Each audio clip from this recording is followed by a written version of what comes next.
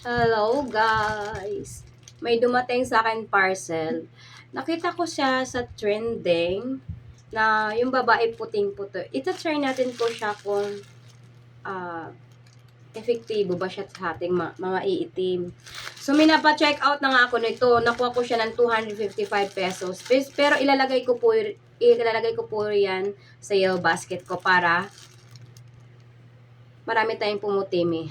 Pero try lang natin ha. Wala namang masamang mag-try. So, nag-unboxing tayo today. Kare-receive ko lang to ng parcel na to mga mi. Kaka-receive ko lang ha. Meron siya mga mi. Unboxing natin. Then, eto po siya. Arbutin mga mi. So, na-check out ko nga siya dito sa TikTok. Kasi na-curious ako doon sa babae. Puting-puti niya, mi. Tapos, ikaw yung gusto kang pumuti. Dito, ita-try natin ko siya kung puputi ba tayo nito, ha? Ayan. Ayan, mi, ha? Napa-check out ako nito. Ayan, ilalagay ko rin yan sa yellow basket, mga mi, para sama-sama tayong pumuti. Okay. Ganito yan. Ipipin ko yan sa yellow basket, mi.